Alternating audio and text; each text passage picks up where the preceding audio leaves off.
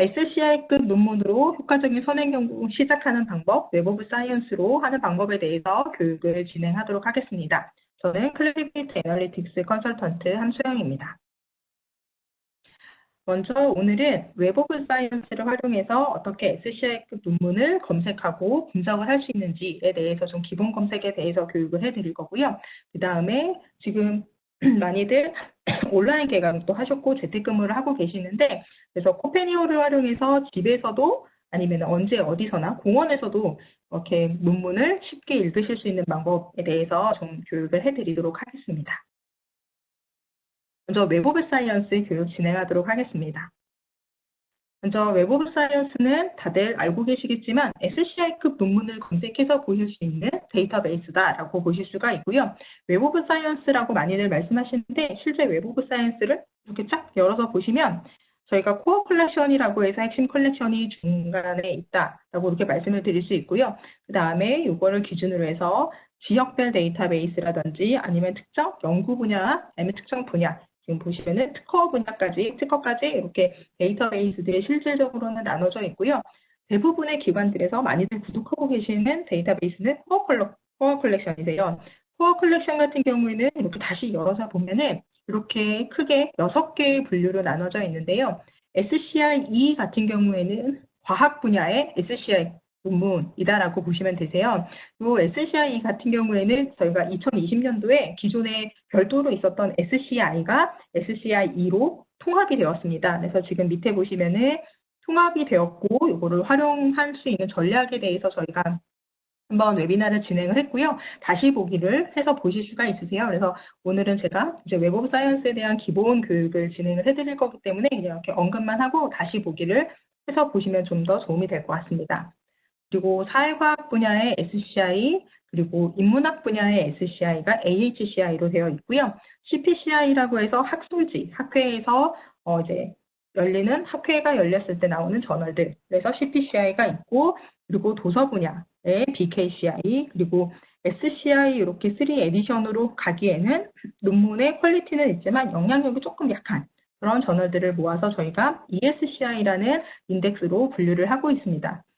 그래서 저희 웹 오브 사이언스 같은 경우에는 1950년대부터 저널 3개나를 시작을 했고요. SCI급 논문을 검색을 하시려고 하실 때는 웹 오브 사이언스에서만 검색을 하신 논문이 SCI급 논문이다라고 이렇게 말씀을 드릴 수가 있습니다. 그래서 SCI급 논문을 만약에 구글 스칼라에서 검색을 하셨을 경우에는 SCI급인지 아닌지는 구분을 하실 수 없으세요. 그래서 SCI급 논문만 보고 싶다 하실 때는 웹 오브 사이언스에서 검색을 꼭 해보셔야 됩니다. 웹 오브 사이언스 이제 접속을 해보신 분들도 계실 거고요. 저희가 안내해서 등록하는 방법을 보내드려서 등록을 이미 하셨을 경우에는 이렇게 기본 화면을 다 보셨을 거예요. 기본 화면에 대해서 좀 더 설명을 한번 하고 넘어가도록 하겠습니다. 왼쪽 상단에 보시면은 웹 오브 사이언스가 있고요. 그 외에 뭐 인사이트, JCR, 뭐 ESI, 엔드노트 많이들 쓰고 계시죠? 퍼블런스, 코페니오. 제가 좀 뒷부분에서 교육을 해드릴 코페니오까지 클래리베이트에서 제공하고 있는 다른 프로덕으로 바로 연결할 수 있는 버튼이 있습니다. 그리고 오른쪽 상단에 보시면은 로그인한 사람의 정보, 그리고 언제든지 도움말을 통해서 사용법이라든지 아니면은 이런 키워드는 어떤 걸 의미하는지 이런 것도 찾아보실 수가 있고요. 언어도 선택을 하실 수가 있으세요. 그리고 가운데로 오시면은 데이터베이스를 선택을 하실 수가 있고요. 오늘 핵심 컬렉션으로 진행할 예정입니다. 그리고 검색창에 연산자를 활용하셔서 지금 연구하고 계신 분야에서 어떤 논문이 보고 싶으신지 이렇게 주제 검색도 하실 수가 있고요. 그리고 검색을 하실 때는 주제를 할 건지 아니면 제목 또는 어떤 연구기관 뭐 이런 것들을 다 검색 범위를 설정하실 수가 있으세요. 그래서 검색 범위를 저희가 제공을 해드리고 있습니다. 그래서 검색 범위를 설정을 하셔서 검색을 하실 수가 있고요.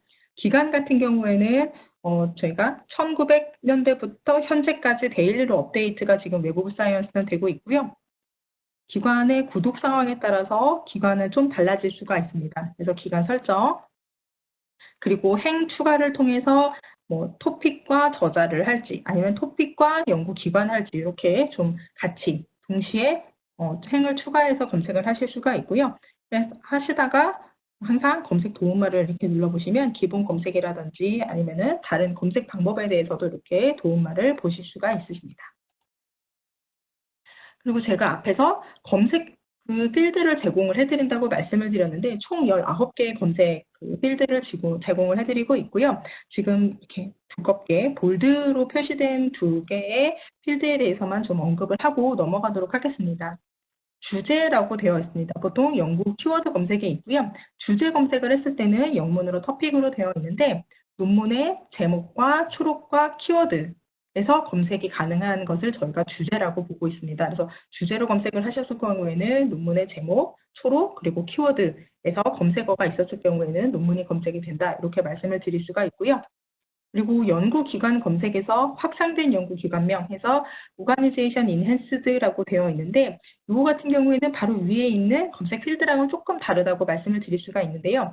연구기관명을 그냥 검색을 하시면은 정확하게 그 저자분이 연구기관명을 그대로 써야 된다라고 보시면 되세요. 근데 간혹 가다가 연구자분들께서 오타가 있으시거나 아니면 간혹 가다가 기관명이 변경되는 경우 이런 것들을 저희가 다 일일이 이제 정리를 한 거죠. 그래서 확장된 연구 기관명이라고 해서 웹 오브 사이언스에서 제공하는 기관 인덱스이고요.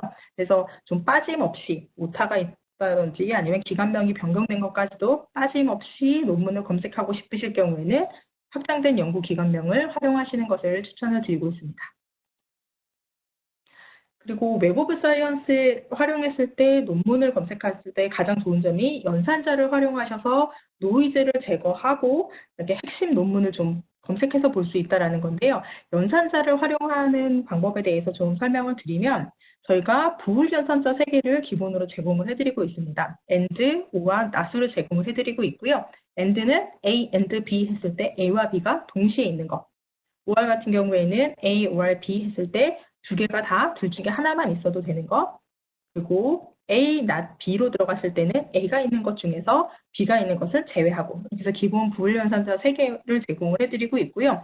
이렇게 부울 연산자에서 좀 더 정확도를 높이기 위해서 저희가 기호 연산자를 제공을 해드리고 있습니다. 진짜 좀 많이 쓰실 것 같은 따옴표를 쓰시면 예를 들어서 인공지능이라는 걸 검색을 하고 싶으신데 Artificial Intelligence에 따옴표가 없이 검색을 하셨을 경우에는 Artificial이라는 단어랑 Intelligence라는 단어가 있으면 그냥 검색이 된다라고 보시면 되세요. 그래서 초록에 Artificial이라는 단어가 있고 키워드에 Intelligence가 있다라고 했을 때 주제 검색에서 2개가 있기 때문에 그냥 검색이 되는데 그럴 경우에는 검색하고 있는 그 사용자의 의도와는 다르게 검색이 될 수가 있습니다. 그래서 정확하게 인공지능이 검색하고 싶으시다 하실 때는 이렇게 따옴표로 Artificial Intelligence를 검색을 하시면 그대로 그 단어가 있는 것을 검색을 할 수가 있고요. 아니면은 연산자 같은 경우에 문자로 인식하고 싶으실 경우에도 AND를 활용하실 수가 있으세요. 네, 다음은 스타 표시에 대해서 말씀을 드리면 카본 같은 경우 앞뒤로 스타 표시가 있었을 경우에는 카본 앞과 뒤에 어떠한 알파벳이 같이 있어도 되는 것들이 검색이 된다라고 보실 수가 있으세요. 그래서 예를 들어서 뉴로와 관련된 연구 분야가 다 보고 싶다 하실 때는 뭐 뉴로 사이언스, 뉴로 이미징 굉장히 많은 단어들이 있을 수가 있잖아요. 그럴 경우에는 뉴로스타라고 했을 때는 뉴로 땡땡땡 있는 단어들이 키워드나 연구 주제들이 다 검색이 되는 거죠. 그래서 카본 같은 경우에도 스타를 했을 경우 하이드로카본, 폴리카보네이트 이렇게 앞뒤로 알파벳이 있는 경우가 다 검색이 되는데 앞에만 스타 표시를 했을 경우에는 앞에만 있는 거, 뒤에만 스타 표시를 했을 경우에는 뒤에만 다른 알파벳이 붙은 것을 검색하실 수가 있으십니다. 그리고 이렇게 달러 표시 같은 경우에는 한자 이하의 글자 수가 포함된 단어 검색이고요.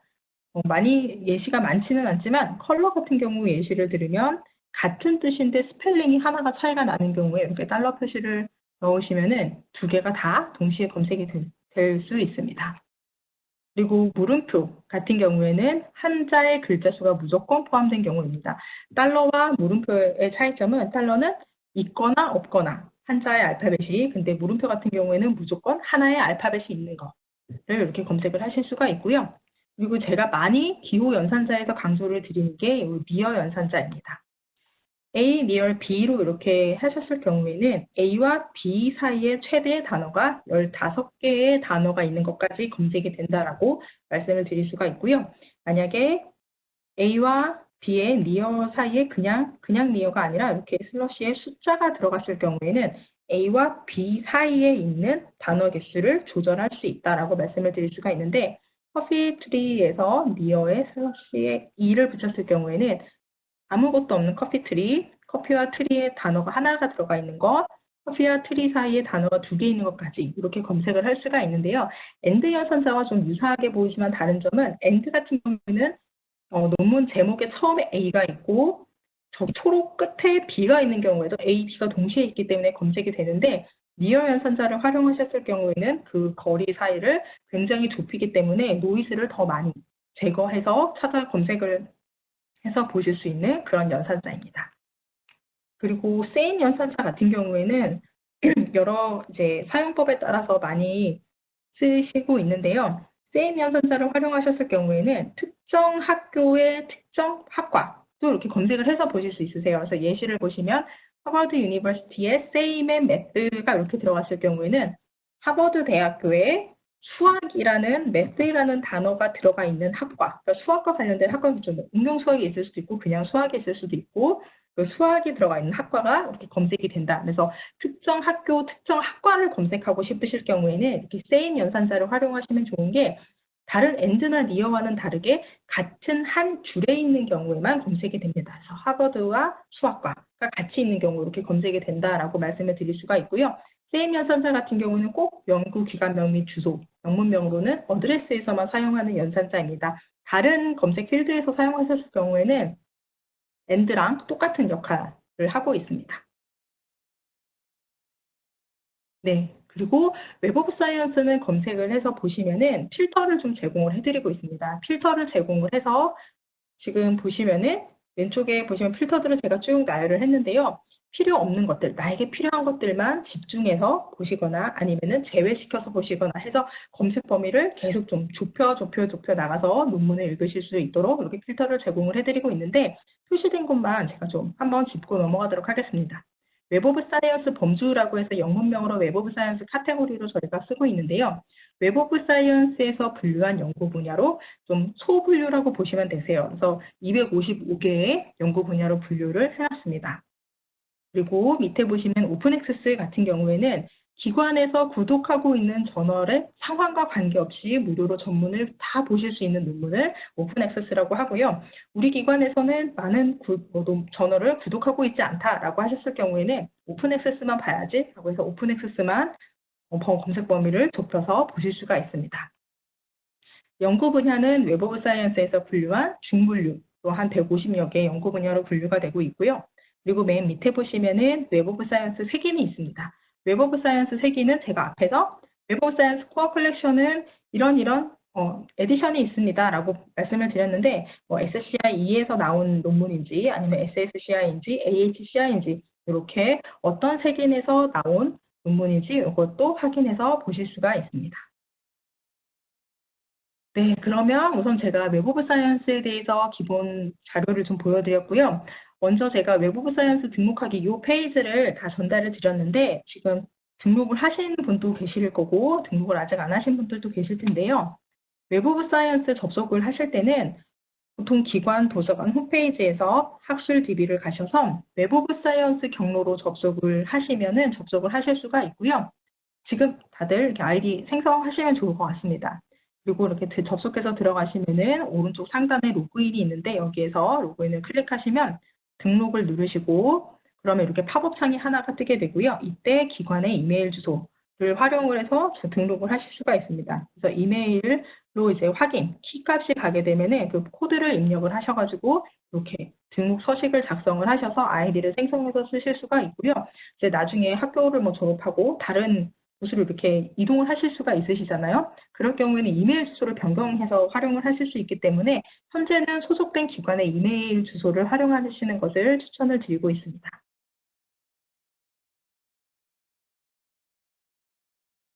네, 제가 오늘 어떤 걸 중심으로 데모를 할지 이렇게 설명을 먼저 드릴 텐데 이거를 들으시면서 등록을 하시면 좋을 것 같습니다. 먼저 특정 키워드로 논문을 검색해서 내 연구 분야에 어떤 논문이 있고 인용수는 어떻게 되는지 그리고 웹 오브 사이언스에서는 논문 정보 중에 어떤 것들을 제공하고 있는지를 좀 보여드릴 거고요.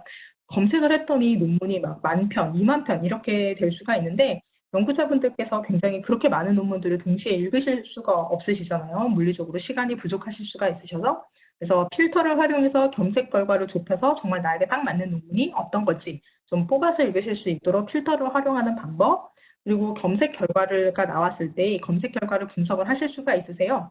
이런 경우에는 만약에 예를 들어서 코로나 바이러스다라고 했을 때 이 분야의 연구 동향이 어떻게 가고 있는지, 연구자 중에는 훌륭한 연구자가 누가 있는지, 아니면 어떤 연구기관에서 논문을 많이 내고 있는지, 이런 것들. 그래서 검색 결과를 분석하시는 방법, 그리고 지금 검색된 논문들을 가지고 이 논문이 어떤 영향력을 미쳐서 그 다음 연구는 어떻게 진행되고 있는지, 그래서 인용을 분석하는 방법, 연구의 영향력을 분석하실 수 있는 방법, 그리고 웹 오브 사이언스가 데일리로 업데이트가 되고 있습니다. 그래서 예를 들어서 내가 연구하는 분야를 오늘 검색했더니 오늘과 그리고 그 다음 날인 내일과 결과값이 달라질 수가 있거든요. 그래서 알람을 설정해서 최신 논문을 계속 이메일로 받아보실 수 있는 방법. 그래서 알람 설정하는 방법, 이렇게 해서 연구자분들이 좀 많이 활용하실 수 있는 방법에 대해서 오늘은 데모를 진행하도록 하겠습니다.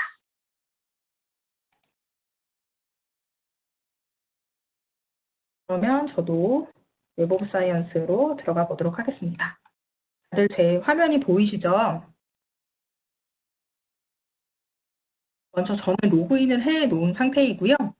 오른쪽 위에 보시면은 이렇게 제 이름이 있습니다. 그래서 뭐 설정 로그아웃 이렇게 있는데 저는 이제 등록을 해서 이렇게 보이는 거고요.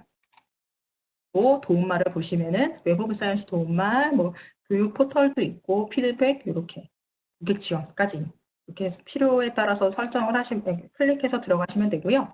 언어 설정은 다양한 언어를 제공을 해드리고 있습니다. 그래서 한국어로 오늘은 진행을 할 예정입니다. 그리고 상단에 보시면은 웹 오브 사이언스가 지금 접속되어 있는 거고요. 인사이트, 뭐 JCR, 그리고 엔드노트, 퍼블러스, 코페니오, 그리고 마스터 저널리스트도 간혹 많이 보시는데 마스터 저널리스트까지 바로가기가 있습니다.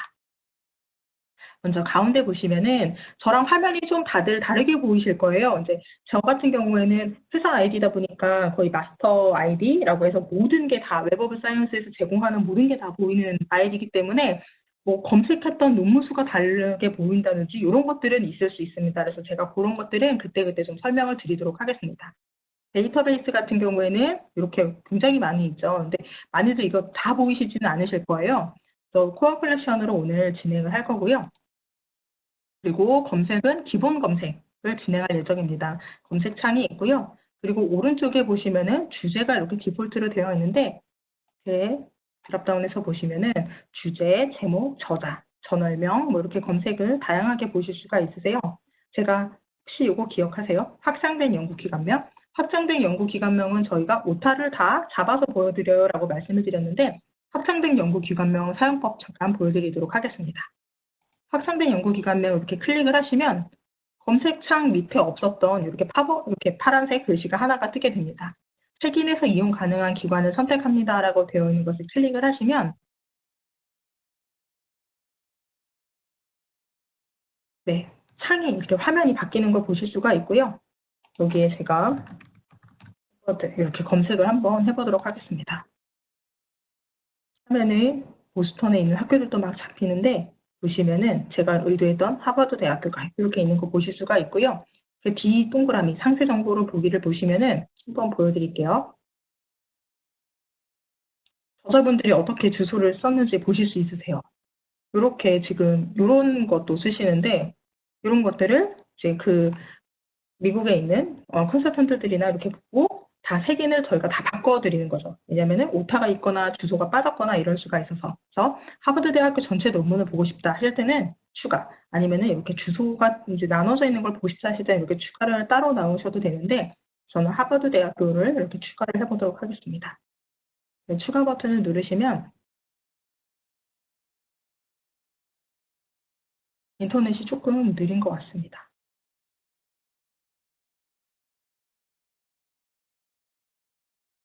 제가 다시 뒤로 가기, 여기. 아이고, 다시 해보도록 할게요. 하버드 대학교를 여기에서 그냥 추가를 이렇게 누르시면 바로 밑에 팝업 창이 뜨게 되고요. 아래에 선택하신 기관을 검색 화면에 확장된 연구 기관명 필드로 보냅니다 라고 이렇게 되어 있습니다. 그래서 확인을 다시 한번 누르시면 이렇게 검색창에 하버드 대학교가 들어간 것을 보실 수가 있으세요. 지금 또 검색을 하면 인터넷이 좀 느려질 테니까 이렇게 검색을 해서 어떻게 확장된 연구 기관명을 활용하는지만 좀 보여드리고 주제 검색으로 그냥 넘어가도록 하겠습니다. 그래서 지금 보시면 주제 검색으로 다시 넘어갈게요. 특정 연구 분야에서 어떤 논문이 나오는지가 좀 더 많이 관심을 가지실 것 같아서 주제를 좀 준비를 했고요. 주제 검색에서 제가 오늘 가지고 온 주제는 증강현실입니다. 제가 오늘 웹 오브 사이언스 온라인 교육이 시작되기 전에 저희 블로그에 증강현실과 관련된 분석 블로그 포스팅이 있습니다라고 광고를 했기 때문에 이렇게 한 번 더 보여드리는데 증강현실과 관련된 연구 주제의 논문이 과연 얼마나 많을까? 굉장히 많을 것 같은데 이거 한번 보도록 하겠습니다. 그리고 밑에 보시면은 출판 연도를 설정을 하실 수가 있으신데요. 사용자 지정 연도 범위로 되어 있고 1900년부터 2020년. 여기는 다 다르게 대부분의 기관에서 다르게 보이실 거고요. 2020년은 현재 계속 데일리 업데이트가 되고 있다라고 보실 수가 있으세요. 그리고 추가 설정을 보시면은 제가 앞에서 코어 컬렉션은 이런 색인이 되게 다양합니다라고 말씀을 드렸는데 SCI, SSCI, AHCI, CPCI에서 과학 분야, CPCI 학술지에서 사회과학과 인문학 분야, 도서의 과학 분야, 도서에서 사회과학과 인문학 분야, 그리고 ESCI까지 있고요. 밑에 보시면은 다른 기타 케미컬 리액션 이제 DB까지 이렇게 있는데 저는 그냥 모든 것을 다 설정을 하고 검색을 진행하도록 하겠습니다. 그래서 논문 숫자는 아마 다르게 나오실 수 있으세요. 그리고 사용자 지정 연도 범위를 했을 때 저는 2015년부터 좀 보도록 하겠습니다. 그리고 사용자 지정 연도 범위를 클릭해서 보시면 최근 5년 이런 식으로 좀 선택을 하실 수가 있으세요. 근데 많이 활용하고 있는 게 사용자 지정 연도 범위여가지고 저는 2015년부터 현재까지 해서 주제 검색을 해보도록 하겠습니다.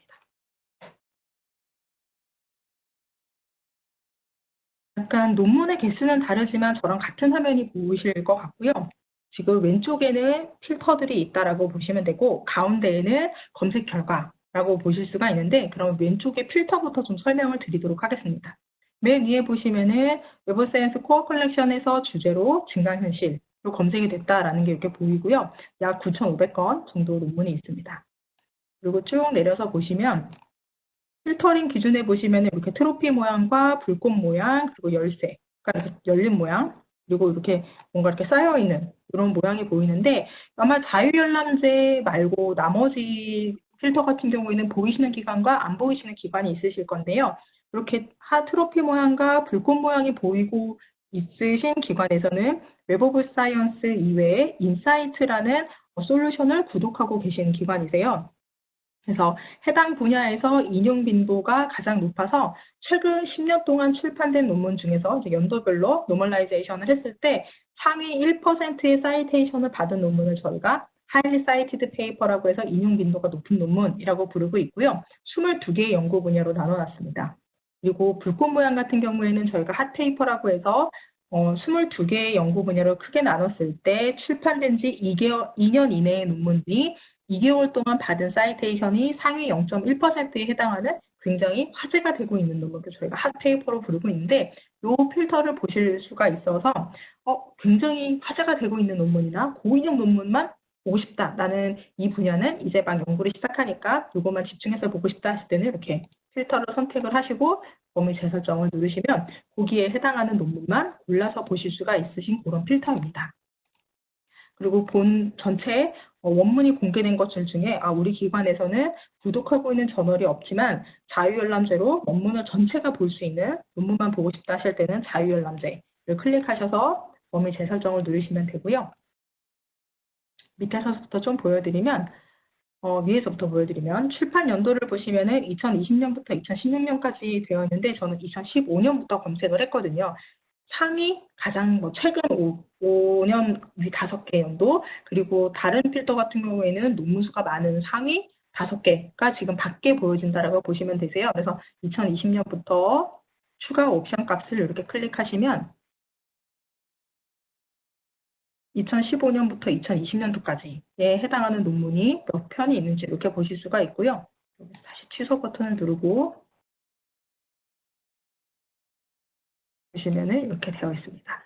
그러면은 그 바로 밑에 있는 웹 오브 사이언스 범주를 보여드리면 가장 논문 수가 많은 분야부터 이렇게 상위 5개가 나와 있고요. 추가 옵션 값을 눌러서 보면 굉장히 다양한 분야에 증강현실이라는 주제가 연구가 되고 있구나라고 보실 수가 있는데 이 중에서 예를 들어서 이렇게 세 분야는 제외하고 보고 싶다. 내가 찾으려고 했던 연구 분야가 아니다 라고 하실 때는 클릭을 하시고 제외를 누르시면 해당 논문은 빼고 보실 수 있으세요. 그래서 논문 수가 이렇게 줄어드는 것을 보실 수가 있고요.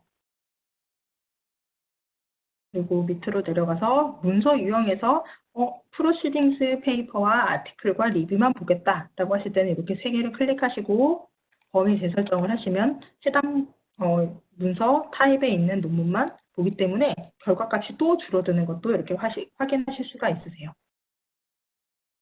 그리고 확장된 연구기관명, 어느 기관에서 논문을 많이 쓰고 있는지, 연구비 지원기간, 저자, 학술 진영, 모두 보기 옵션을 클릭하셨을 경우에는 뭐 오픈엑세스나 국가별, 그리고 웹 오브 사이언스 3개까지 해서 필터를 저희가 제공을 해드리고 있어서 이제 좀 분석을 하고 싶으시거나 아니면 이제 검색 목적에 맞게 필터를 좀 적절하게 활용을 하셔서 논문 수를 줄여서 보시는 것을 추천을 드리고 있습니다. 먼저 보시면 결과를 한번 보도록 하겠습니다. 지금 보시면 제일 위에 있는 논문은 2020년도 준으로 되어 있는데 이게 미리 선공개가 된 논문들은 출판일이 좀 미래여도 먼저 웹 오브 사이언스에 들어오는 경우가 있어서 이렇게 약간 미래에 있는 논문을 보이게 되는 거고요. 지금 보시면은 상단에 보시면 정렬 기준이 날짜로 되어 있습니다. 날짜를 기준으로 최신 논문부터 쭉 정렬을 했기 때문에 가장 최근 논문부터 보이게 되는데요. 많이들 또 궁금해하시는 게 인용 횟수입니다. 그래서 인용 횟수로 클릭하시면 사이테이션이 많은 논문부터 적은 논문으로 이렇게 바뀌어지는 것을 보실 수가 있고요. 검색 결과에서 지금 보여드리는 걸 보면은 논문의 제목과 저자, 그리고 어떤 저널인지, 볼륨, 이슈, 페이지, 그리고 출판 연, 월을 보실 수가 있고요. 여기 가운데 보시면은 초록 보기를 클릭하시면은 화면에서도 이렇게 초록 보기를 하실 수가 있으세요. 그러면은 이렇게만 볼 수 있나라고 생각하실 수가 있는데 논문 하나를 클릭을 해서 좀 자세하게 보도록 하겠습니다. 지금 맨 위에 있는 논문을 하나를 클릭을 했고요. 보시면은 저자가 세 분인 걸 확인할 수가 있고요. 바로 밑에 보시면 웹 오브 사이언스 리서처 아이디나 오키드 보기, 보통 교신 저자나 제일 저자 같은 경우에는 많이들 이메일 주소를 논문에 쓰시기 때문에 이렇게 공개가 되어 있습니다. 그리고 연구비를 어디에서 받았는지 또 보실 수가 있고요. 더 많은 데이터 필드 표시를 보시면은 지금 식별 번호로 이렇게 WS 땡땡 해갖고 큰 이게 좀 복잡한 숫자가 있는데 이 해당 논문의 웹 오브 사이언스에서 부여한 고유 번호를 이렇게 제공을 해드리고 있습니다. 그리고 해당 논문을 쓰는 동안 쓸 때 저자분들이 인용한 논문에 대한 정보도 보실 수가 있고요. 그 인용한 논문이 SCI급 논문이라면 이렇게 클릭해서 검색을 해서 보실 수도 있고 이렇게 인용 횟수도 제공을 해드리고 있습니다. 다시 스크롤을 쭉 올려서 인용 네트워크를 좀 보여드리면 해당 논문은 총 180번이 인용이 됐고요. 하일리 사이티드 페이퍼 중에 하나이고요. 인용 알림을 만드실 수 있으세요. 인용 알림을 만든다는 뜻은 이 논문이 인용이 될 때마다 알림을 받아서 보실 수 있으세요. 그래서 클릭을 하시면은 이렇게 해당 지금 로그인이 된 그 이메일 주소로 인용이 될 때마다 알림을 받아서 보실 수가 있습니다. 그리고 사이테이션이 코어 컬렉션에서만 사이테이션이 된 것, 즉 SCI급 논문들의 사이테이션이 된 횟수가 380번. 웹 오브 사이언스는 코어 컬렉션 이외에 다른 데이터베이스도 있기 때문에 올 데이터베이스에서는 좀 더 많이 사이테이션이 된 거 보실 수가 있고요. 인용 논문은 총 15편이고 클릭하시면 15편에 대해서도 여기서도 보실 수가 있고요. 스크롤을 밑으로 내리셨을 때도 레퍼런스를 보실 수가 있습니다. 그리고 릴레이티드 레코드 같은 경우에는 인용 논문이 하나라도 겹치는 논문을 저희가 약간 관계가 있는 논문이다라고 보고 있어서 과연 인용 논문이 겹치는 논문은 얼마나 많을까라고 생각하실 때 클릭해서 보실 수가 있습니다. 그리고 가장 최근 인용한 논문 또 정보를 보여드리고 있고요. 그리고 여기에서 보시면은 웹 오브 사이언스에서 사용하기라고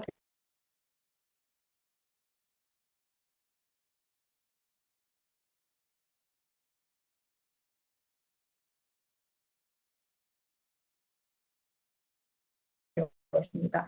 웹 오브 사이언스에서 논문을 보고 이제 다시 논문을 쓰신 다음에 그 논문을 사이테이션 하는 데까지 조금 시간이 걸리기 때문에 그 시차를 조금 더 줄여서 저희가 이 논문은 연구자들 사이에서 많이 보고 있는 논문이에요 라는 것을 좀 정보를 제공을 해드리기 위해서 사용하기 정보를 보내드리고 있고요. 그래서 그 이용 횟수를 보시면 해당 논문은 최근 180일 동안 11번 정도 연구자분들이 내보내기를 하셨거나 전문 보기를 클릭을 하셨고요. 2013년도부터는 96번을 했구나 이렇게 확인해서 보실 수가 있습니다. 그리고 논문을 이렇게 보시다가 다음 논문을 계속 이어서 보고 싶으실 때는 오른쪽 상단에 보시면은 9,037편 중에 하나로 되어 있는데 이렇게 넘기면서 논문을 보실 수가 있으세요. 네, 이렇게 보실 수가 있고 검색 웹 오브 사이언스 이렇게 마크 밑에 보시면 검색 결과로 돌아가기를 한번 가보도록 하겠습니다. 검색 결과로 돌아갔을 때는 이제 처음에 검색한 결과값이 나온 곳을 이렇게 확인해서 보실 수가 있고요. 논문들 중에서 특히 이거 제목이랑 수록 봤더니 이거 뭐 이렇게 세 개는 좀 중요하게 보고 싶다 하실 때는 이렇게 클릭을 하셔서 지금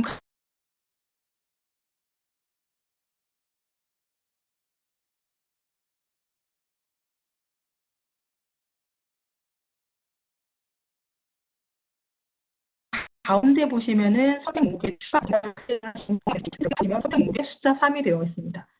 선택한 논문이 몇 편이 있는지 이렇게 선택한 것들만 이렇게 보실 수가 있고요. 선택 목록을 클릭하시면 이렇게 보실 수가 있는 게 여기에서 이 해당 세 개를 선택한 논문들의 어떤 필드 값을 궁금하신지를 가지고 다운로드를 받아보실 수가 있는데 저자도 보고 초록이랑 연구 기간명도 궁금하다. 인용문헌도 정보를 봐야겠다라고 했을 때 이런 것들을 선택을 하실 수가 있고요.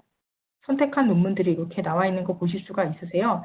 여기에서 보시면은 지금 1단계 레코드를 선택을 하실 수가 있는데 최대 500개까지 선택을 하실 수가 있는데 지금 3개밖에 없으니까 이거 3개를 전체를 하실 수가 있고요. 현재 페이지에 있는 레코드 수 아니면 레코드를 1부터 2까지만 이렇게 해서 선택을 하시고 필요한 정보를 선택을 하신 다음에 내보내기를 누르시면 엔드노트 온라인으로 내보내기도 하실 수가 있고요. 파일 형식으로 정보를 다운로드 받으실 수도 있고요. 퍼블런스에 이거 내 논문이다 라고 이렇게 보내기도 하실 수가 있고 레이프워크, 이메일로 보내기 이런 것들이 가능하십니다. 저희가 정보를 다운로드 받으실 경우에는 다른 파일 형식과 패스트 5K 이렇게 두 가지를 활용하실 수가 있는데 텍스트로 다운로드가 되고요. 그 텍스트를 엑셀로 이렇게 열어서 보실 수도 있습니다. 다른 파일 형식 같은 경우에는 지금 보여드리고 있는 이건 모든 정보가 다 동시에 보여지는 거고요. 패스트 5K 같은 경우에는 기본적인 정보들만 들어간 거를 한 번에 5,000개까지 다운로드를 받으실 수가 있습니다. 그러면 다시 검색 결과로 돌아가 보도록 하겠습니다.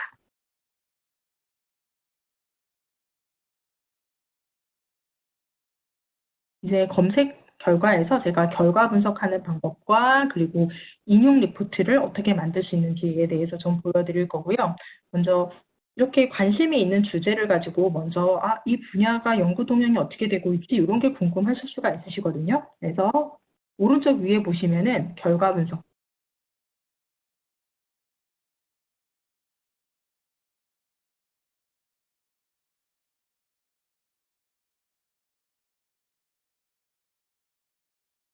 과 인용 보고서를 제공을 해드리고 것들을 가지고 분석을 하실 수 있는 그 결과 분석입니다.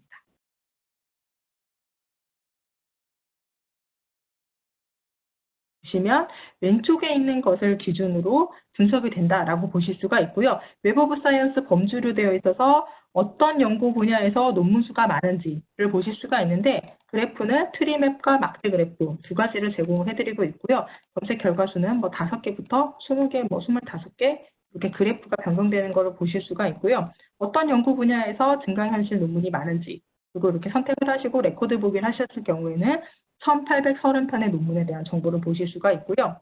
출판 연도로 보시면은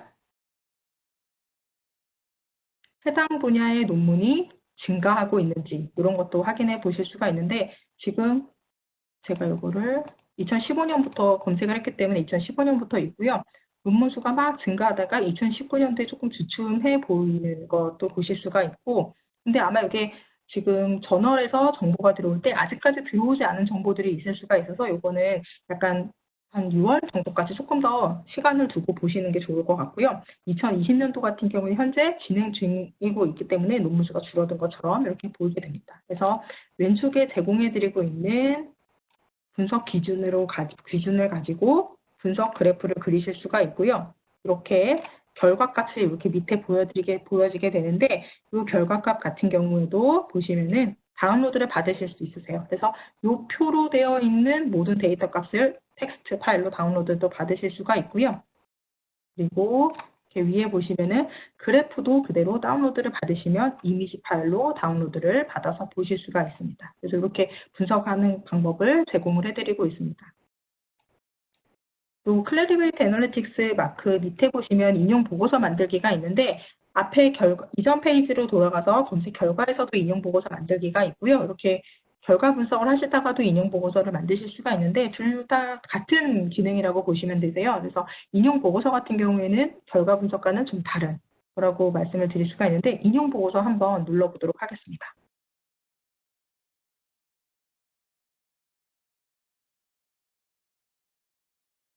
인용 보고서 같은 경우에는 다른 점을 말씀을 드리면 결과 분석 같은 경우에는 필터를 다 적용해서 나온 9,037편의 논문을 분석하는 거라고 말씀을 드릴 수가 있고요. 인용 보고서 같은 경우에는 9,037편에 해당하는 그 논문이 인용된 그러니까 사이테이션 해간 논문들의 분석이라고 보시면 되세요. 그래서 총 논문의 출판 수가 이렇게 어떻게 변하고 있는지를 보실 수가 있고요.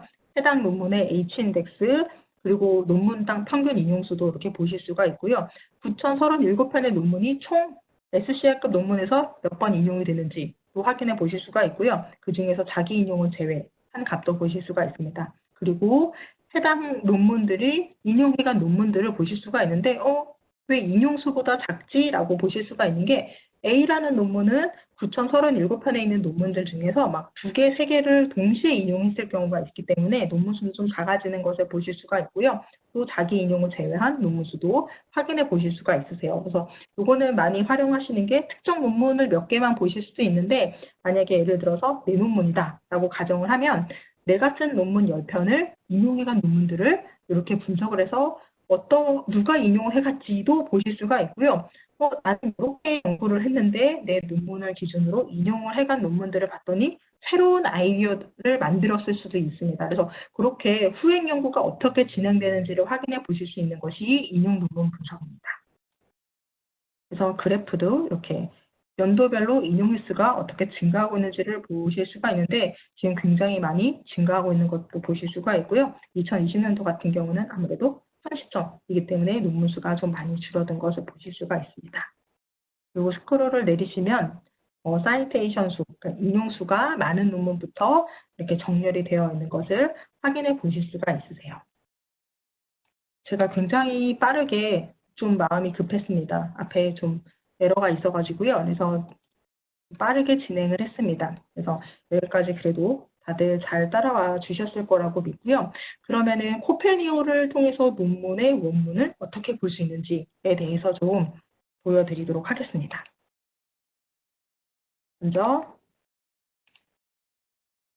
집에서도 아니면 공원에서도 언제 어디서나 쉽게 논문을 코페니오라는 프로그램을 이용해서 좀 보실 수가 있고요. 한 번을 클릭해서 PDF를 검색해서 찾으실 수가 있고요. 우리 기관의 도서관과 한 번을 연결을 했기 때문에 우리 기관에서 구독하고 있는 논문도 한 번에 보실 수 있으세요. 그런 저널들을. 그래서 어떻게 이게 가능하지라고 하실 수가 있는데 제가 그래서 기관의 이메일로 등록을 하시면 좋다라고 말씀을 드린 게 그 기관 이메일과 연동이 된다라고 보실 수가 있으세요. 그래서 캠퍼스 밖에서도 우리 학교에서 구독하고 있는 저널들을 원문을 다 보실 수가 있고요. 그리고 클라우드 기반이기 때문에 내 문서함에 저장된 논문은 언제 어디서나 핸드폰으로도 보실 수가 있으십니다. 그래서 웹스토어에서 되게 간단하게 설치를 하실 수가 있고요. 저희가 크롬에서 지원을 해드리는데 혹시 파이어폭스나 오페라를 사용하고 계신 분들도 지원이 가능하고요. 크롬에 이렇게 추가를 하시면 이렇게 버튼이 생기게 됩니다. 코페니오의 또 다른 기능 중에 하나는 코페니오에서 웹 오브 사이언스의 토픽, 주제 검색을 바로 활용하실 수도 있고 연산자도 활용하실 수가 있고요. 그리고 세팅을 통해서 웹 오브 사이언스 또는 펀메드 둘 중에 하나 선택을 하실 수가 있습니다. 그래서 논문을 보는 방법, 이거는 그냥 이렇게만 보여드리고 데모에서 보여드리도록 하겠습니다. 그리고 이렇게 논문을 하나 클릭했을 때 원문을 이렇게 바로 보실 수도 있고요. 락커, 내 문서함에 저장하기, 다운로드 받기, 동료와 논문의 정보를 공유해서 보실 수도 있고 엔드노트를 활용하고 계신 분들이라면 엔드노트에 바로 내보내기, 그리고 저널 페이지에서 보기, 아니면은 굉장히 다양한 주제를 연구를 하고 계시기 때문에 태그를 설정해서 해당 논문은 이러한 태그를 붙이시거나 그런 것도 해서 보실 수가 있으세요. 그래서 바로 코페니오를 설치하는 것부터 해서 원문을 확인하는 방법, 태그 설정하는 방법, 락커에 들어가서 논문 보는 방법에 대해서 좀 보여드리도록 하겠습니다. 제가 웹 오브 사이언스 페이지에서 상단에 보시면은 다른 프로덕트로 갈 수 있다라고 말씀을 드렸는데요. 제일 가운데 보시면 코페니오가 있습니다. 그래서 코페니오를 클릭을 하시면 클릭해 보시면 좋을 것 같아요. 가운데 보시면 크롬에 무료로 추가하기라고 되어 있습니다. 코페니오는 연구자들의 편의성을 위해서 저희가 무료로 제공을 하고 있는 프로덕트이기 때문에 이거를 지금 설정을 하시면은 추가를 해서 바로 보실 수가 있고요. 오른쪽 위에 보시면은 저는 이미 벌써 코페니오가 이렇게 들어가 있습니다. 그래서 코페니오는 어떻게 활용하는지 먼저 보여드리면 웹 오브 사이언스에서 혹시 저와 화면이 좀 다르게 보인다라고 하셨던 분들 중에 그거 확인하셨는지 모르겠는데 맨 위에 있던 논문을 지금 보시면 왼쪽 하단에 지금 이렇게 뭔가 되게 열심히 돌아가고 있는 거 보이시죠? 코페니오가 이 논문의 원문을 볼 수 있는지 없는지를 굉장히 열심히 찾아주고 있는 거고요. 이렇게 뷰 PDF가 떴을 경우에는 이 논문을 볼 수 있다라는 의미입니다. 그래서 개개인마다 어떤 기관에 소속이 되어 있는지에 따라서 보실 수 있는 논문은 다 달라진다라고 보실 수 있고요. 저 같은 경우는 회사에서 저널을 구독하고 있지는 않기 때문에 보시면은 오픈 액세스에서 지금 검색이 된 거 보실 수가 있고요. 맨 위에 보시면 V 체크가 되어 있는 게 Your Copenio Lacker라고 되어 있는데 제가 이 논문 한번 클릭을 해봤습니다. 그래서 저장을 해놨기 때문에 너 락커에도 이 논문이 있어 라고 알려주는 거고요. 아니면 오픈 액세스 아니면은 출판사 버전이라고 하면 우리 기관에서 구독을 하고 있는 경우 이렇게 보실 수가 있습니다. 그래서 뷰 PDF를 바로 클릭을 하시면 해당 논문을 이렇게 보실 수가 있고요. 지금 로딩이 되고 있습니다.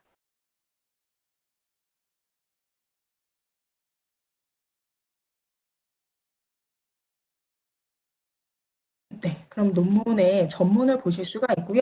왼쪽에 보시면은 이렇게 2페이지, 3페이지 이렇게 넘어가는 기능도 있고요.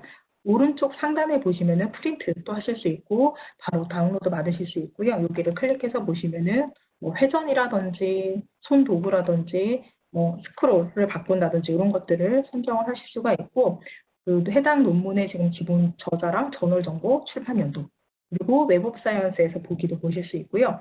Save to Locker. 이 논문은 내 락커에 저장해야지 라고 했을 경우에 이렇게 클릭을 하실 수가 있고 여기서 그냥 저장하지 않겠다라고 하실 수도 있고요. 내가 클릭한 논문은 항상 저장이 자동으로 됐으면 좋겠다 했을 때는 이렇게 클릭을 하시면은 항상 이제 클릭한 논문은 무조건 락커로 들어간다라고 보실 수 있고요. 다운로드를 클릭하시면은 왼쪽에 보시면 PDF로 다운로드 되는 것도 보실 수가 있고요.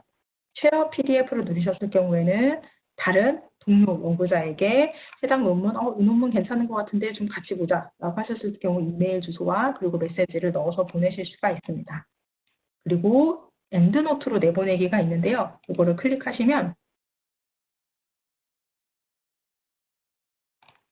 지금 지금 다운로드 된 걸 한번 클릭을 해서 보여드리면 클릭하는 순간 바로 엔드노트로 화면이 이렇게 바뀌게 되고요.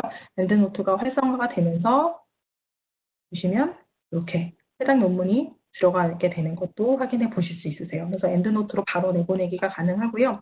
저널 홈페이지로 가기 그리고 태그를 편집할 수가 있습니다. 해당 논문은 뭐 빅데이터다라고 했을 경우에 빅데이터를 제가 지금 커런트 태그로 이렇게 설정을 했고요. 그러면 이렇게 해서 태그도 설정하고 했는데 그럼 락커는 어떻게 라고 보실 수가 있는데 지금 보시면은 코페니오를 크롬에서 추가를 하셨을 경우에는 이렇게 크롬의 오른쪽 상단에 보시면은 코페니오 마크가 뜨게 됩니다. 이렇게 클릭해서 보시면 여기에서 검색도 하실 수가 있고요. 락커로 가실 수도 있고 세팅을 하실 수가 있는데 먼저 락커부터 보여드리면 락커를 클릭하시면 해당 논문이 들어가 있는 것도 확인해 보실 수가 있으세요. 그래서 제가 지금 리센트로 해서 보시면 제가 아까 리무브를 해서 지금 논문이 저장이 안 된 걸로 보이는데 제가 이전에 클릭했던 논문들이 들어가 있는 것도 확인해 보실 수가 있고요. 연도별로, 저널별로 이렇게 확인해 보실 수가 있고 태그를 설정해서 보실 수가 있고요. 태그도 이렇게 설정하실 수가 있고 그리고 내 락커에서도 논문을 검색해서 보실 수가 있고요. 빅데이터가 태그가 되어 있는 논문 아니면 나노파테클이 태그가 되어 있는 논문들도 이렇게 해서 보실 수가 있으십니다. 그래서 같은 이메일로 연동이 되어서 보이고요. 코페니오 같은 경우에는 락커 말고 오른쪽에 보시면 세팅이 있습니다. 세팅을 클릭하시면 기본적으로 나의 코페니오를 어떻게 세팅을 하실 수가 있는지를 보여드리는 건데 기본적인 거 말고 인테그레이션을 한번 클릭해 보도록 하겠습니다. 그러면 나는 항상 검색을 웹 오브 사이언스에서 하겠다. 또는 펌메드에서 하겠다. 이렇게 보실 수가 있고요. 그리고 레퍼런스 매니저라고 되어 있는데 제가 엔드노트로 가는 거를 보여드렸는데 엔드노트 이외에 맨들레이나 다른 것도 제공을 해드리고 있어서 여기에서 만약에 설정을 맨들레이로 바꾸셨을 경우에는 지금은 제가 바로 적용이 안 돼 있는데 여기 export to endnote가 아니라 export to mendeley로 변경되는 것도 확인해 보실 수가 있으세요. 그리고 제가 검색하는 거 하나 마지막으로 좀 보여드리도록 하겠습니다. 코페니오를 클릭을 하셔서 웹 오브 사이언스에서 키워드 검색이라고 했을 때 똑같은 거 증강현실을 클릭을 하고 서치를 해보도록 하겠습니다.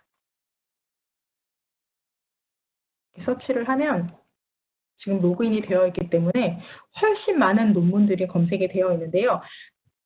기관의 구독 상황에 따라서 전체 출판 연도, 보실 수 있는 전체 출판 연도와 보실 수 있는 전체 데이터베이스에서 키워드에 증강현실에 들어간 논문을 다 바로 검색을 해서 보실 수가 있으세요. 근데 여기에서 이제 목적에 맞게 필터를 적용하셔가지고 검색 범위를 좁혀서 보실 수 있는 게 코페니오입니다. 그래서 코페니오를 크롬에 추가하셔가지고 이렇게 설정을 하시면은 좀 쉽게 웹 오브 사이언스를 도서관 홈페이지 들어가고 이렇지 않게 그냥 크롬에서도 바로 검색해서 보실 수도 있고 논문의 전문을 바로 보기도 해서 보실 수 있는 점이 좀 강점입니다. 그래서 많이 활용하시면 좋을 것 같고요. 저희가 시작 부분에 조금 약간 에러 부분이 있어갖고 좀 늦게 시작을 해서 제가 좀 빠르게 막 마음이 급해서 막 말씀을 드렸는데 질문을 하나 정도 받아보도록 하겠습니다. 혹시 네. 질문이 있으시면 네, 혹시 들리실까요? 네, 저희 오늘 감사드리고요. 저희 질문이 상당히 좀 많았는데 시간 관계상 말씀하신 대로 한 개만 제가 좀 질문 드리겠습니다. 지금 혹시 구글 스칼라의 메일링 서비스처럼 웹 오브 사이언스의 검색 키워드를 설정해 놓으면 새로운 논문이 있을 때마다 알람으로 받을 수 있는 서비스가 있나요? 라는 질문을 주셨는데요. 답변 가능하실까요? 네. 네, 제가 인용 알림만 설명을 드렸네요, 보니까. 그러면 처음에 웹 오브 사이언스 화면으로 이게 제가 처음에 접속했던 화면이고요. 검색 결과로 돌아가서 한번 보여드리도록 하겠습니다. 제일 중요한 건데 질문 감사드립니다. 왼쪽에 보시면은 처음에 제가 증강현실을 검색을 해서 필터를 몇 개를 적용을 해서 논문 수를 좀 처음에 9,550개 정도여서 9,000개 정도로 줄여놓은 결과 같은데요. 결과의 밑에 보시면은 자세히 보기를 클릭하시면 어떤 주제로 검색을 했고 어떤 부분에서 제외가 됐고 검색 기간은 어디이고 세기는 어떤 것들이 선택이 됐는지 이렇게 문서 유형은 어떤 게 적용이 되는지를 보실 수가 있고요. 여기에서 알림 만들기를 클릭하시면 바로 이메일을 통해서 알림을 만드실 수 있으세요. 그래서 만약에 제 이메일을 적어서 알림 만들기를 하게 되면 해당 지금 위클리로 지금 해당 제가 해당 주소로 지금 위클리로 이메일이 계속 알림을 받아서 볼 수 있습니다. 근데 요거를 하시면 특정 분야에서 매일 알림이 오거나 뭐 위클리로 오거나 먼슬리로 이렇게 설정을 하실 수 있는데요. 알림 관리를 가시면 여기에서 보실 수가 있으세요. 해당 데이터베이스에서 어떠한 알림이 왔는지를 활성, 비활성으로 보실 수가 있고요. 자세한 내용을 보시면은 이메일 수신자가 누구인지 편집도 하실 수가 있고요. 설명도 다하실 수가 있으세요. 이렇게 검색한 게 아니라 뭐 증강현실에서 뭐 특정 기관이라고 하면 예를 들어서 뭐 MIT에서 나온 논문 뭐 이런 식으로 좀 자세하게 연구자분들이 목적에 맞게 이렇게 좀 더 좁게 설정을 하실 수가 있고요. 그리고 주파수라고 해서 이게 알림 받을 수 있는 주기입니다. 그래서 보시면 매일, 매주, 매월 이렇게 가지실 수가 있고요. 그래서 이거를 좀 저 같은 경우는 해보니까 매주 또는 매월이 좀 나은 것 같습니다. 그래서 여기에서 알림을 설정하실 수가 있으세요. 이전 페이지로 또 돌아가 보도록 하겠습니다. 네, 그러면 오늘 좀 시간이 좀 많이 부족해서 제가 질문을 하나밖에 받지를 못했는데 우선 전달해 주신 질문들에 대해서는 저희가 좀 정리를 해서 오늘 교육에 참석하신 분들에 한해서는 저희가 그 질문과 대답을 모두 공유를 해 드릴 예정입니다. 그리고 이렇게 사용하시다가 보시면은 가끔 이렇게 접속이 잘 안 되신다거나 아니면 사용법이 조금 헷갈리시거나 하실 때는 저희 고객 지원 및 기술 지원 팀에 연락을 해 주실 수가 있고요. 이메일 주소 그리고 유선 전화 팩스로 연락을 해주시면 좀 빠르게 대답을 드리실 수가 있을 것 같습니다. 네, 그러면 긴 시간 동안 집중해서 교육을 들어주셔서 감사하고요. 다음 주에는 또 JCR과 인사이트 교육이 또 있으니까 좀 들어와서 보시면 도움이 될 것 같습니다. 감사합니다.